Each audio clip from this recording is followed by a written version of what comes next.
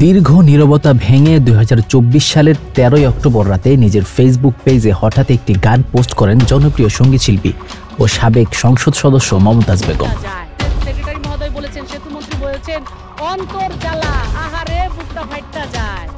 আমার হাত বান্ধিবি, পা বান্ধিবি, মন বান্ধিবি কেমনে, এই কথার গানটি প্রকাশের পরেই নেট দুনিয়ায় আলোড়ন গড়ে ওঠে। অনেকে ভেবেছিলেন সঙ্গীতে আবার সক্রিয় হচ্ছেন এক সময়কার কুক কুইন, কিন্তু কয়েক মাস যেতে না যেতেই এলো ভিন্ন খবর।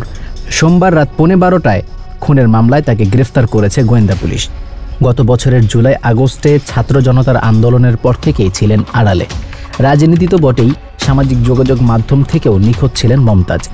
16 জুলাইয়ের পর তার ফেসবুক পেজে আর কোনো পোস্ট ছিল না, যেখানে আগে প্রতিদিনই কিছু না কিছু দিতেন। নিখোঁজ হওয়ার ঠিক 88 দিন পর 13 অক্টোবর রাতে একটি গানের ভিডিও পোস্ট করে সামাজিক যোগাযোগ মাধ্যমে ফিরে আসেন তিনি। ভিডিওটি মুহূর্তেই ভাইরাল হয়ে যায়। অনেকে মন্তব্য করেন, কোথায় ছিলেন আপনি, কি বিদেশে? কেউ কেউ রাজনৈতিক প্রেক্ষাপটে তির্যক মন্তব্য করলেও বেশিরভাগই ছিলেন গায়িকা মমতাজকে ফিরে পাওয়ার আনন্দে আপ্লুত। গানটির কথাগুলো নিয়েও শুরু হয় আলোচনা।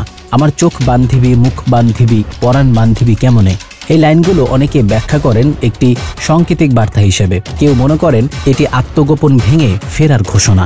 সঙ্গীত ও রাজনীতি দুই জগতেই নিজস্ব অবস্থান গড়ে তুলেছিলেন মমতাজ বেগম। 3 বার সংসদ সদস্য নির্বাচিত হয়েছেন। গ্রামীণ শ্রোতাদের কাছে তার জনপ্রিয়তা ছিল ঈর্ষণীয়। তবে 2024 সালের জাতীয় নির্বাচনে নিজ এলাকা মানিকগঞ্জ 2 আসনে স্বতন্ত্র প্রার্থীর কাছে হেরে যান তিনি। এরপর থেকেই ধীরে ধীরে আড়ালে চলে যান। এবার যখন মনে হচ্ছিল আবার গানেই ফিরেছেন, তখন এলো গ্রেফতারের সংবাদ। গোয়েন্দা পুলিশ জানিয়েছে মমতাজের বিরুদ্ধে খুনসহ একাধিক মামলা রয়েছে, যদিও এখনো বিস্তারিত কিছু জানায়নি পুলিশ।